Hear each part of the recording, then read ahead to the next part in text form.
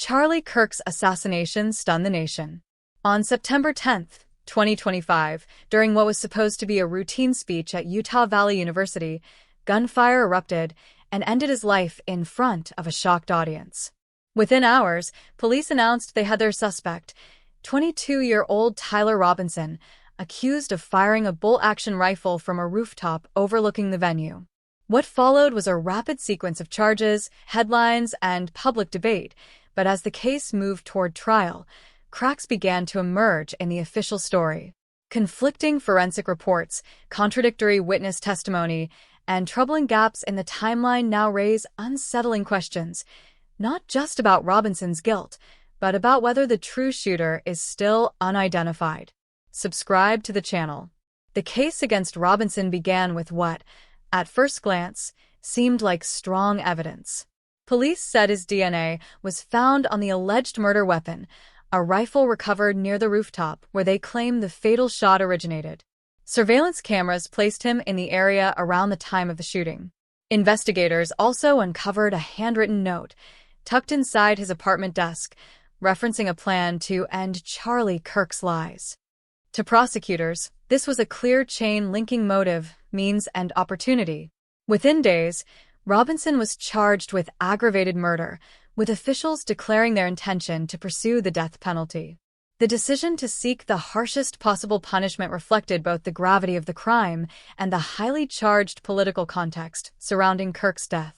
But as defense attorneys combed through the evidence, troubling inconsistencies came to light. The most glaring emerged from medical records of Kirk's autopsy. Doctors determined that the bullet had not exited his body. Instead, it lodged deep in his neck. More importantly, the angle suggested a closer, lower trajectory than what one would expect from a rooftop sniper shot. A bolt-action rifle fired from above should have produced a downward path, possibly even an exit wound. Yet the forensics suggested the bullet traveled almost horizontally. This discrepancy became the centerpiece of the defense argument. The physical evidence simply did not align with the prosecution's theory. Ballistics experts further reinforced this doubt. Independent specialists, reviewing the reports, noted that the wound characteristics were inconsistent with a distant, high-powered shot from the rooftop. The rifle police presented as the murder weapon was designed for long-range precision, yet the wound looked more like one caused by a shot fired from within the auditorium or just outside, much closer to the victim. If true, this would mean that the rifle, the rooftop, and by extension Robinson himself, might not be connected to the actual fatal shot at all. Eyewitness accounts added yet another layer of uncertainty. Several attendees recalled hearing gunfire that sounded close to the stage, almost as if it came from within the building or just outside a side entrance. None described the sharp echo of a rooftop shot traveling across an open courtyard. The human ear can be unreliable under stress, but when multiple accounts converge on the same detail, investigators usually take note. Here, however, those accounts clashed with the prosecution's narrative and raised the possibility that authorities were too quick to settle on Robinson as their prime suspect. The defense also floated a troubling theory that Robinson's political anger, captured in his notes and online posts, may have made him an easy scapegoat. They suggested that someone with access to his belongings or knowledge of his views could have staged evidence to frame him. While the DNA on the rifle is difficult to dismiss, the defense argued that transfer, contamination, or even planting could not be ruled out. In an age where digital evidence can be manipulated and context can be easily twisted, the suggestion that Robinson was set up resonated with some segments of the public already skeptical of law enforcement's quick conclusions. Meanwhile, the Kirk family faces their own painful struggle. They have demanded justice, urging prosecutors to ensure the case does not collapse under the weight of conflicting details. To them, Robinson remains the face of their loss, the person accused of pulling the trigger. Yet, even among Kirk supporters, doubts linger. Was the young man in custody truly responsible, or is the real shooter still free?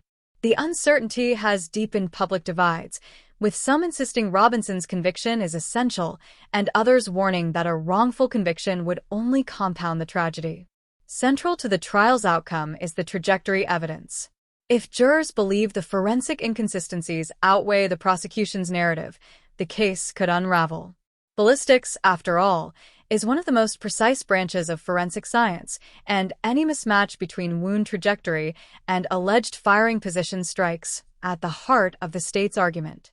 On the other hand, if prosecutors can convince jurors that the differences are explainable, perhaps due to ricochet, angle of body position, or imperfections in the weapon, their case may survive. Everything hinges on how that evidence is interpreted in court. This trial is more than a question of Robinson's guilt or innocence. It is a test of how justice responds when science, testimony, and digital trails do not neatly align. Forensic inconsistencies have the power to dismantle even the most confident prosecution. Eyewitness testimony, while flawed, can upend official accounts when patterns emerge. And in an era where digital evidence can be tampered with or misunderstood, skepticism is no longer the exception but the rule. For now, the truth remains murky. Robinson faces the possibility of execution if convicted, yet the doubts hanging over the case cast shadows on the pursuit of justice. Charlie Kirk's death was violent, sudden, and deeply consequential, but whether the man in custody is truly responsible remains far from clear. Justice for Kirk, his family, and the public will not be achieved through speed or assumption but through the careful, honest uncovering of facts. The shooter must be identified beyond doubt, because convicting the wrong person only leaves the real killer free. Subscribe for more updates.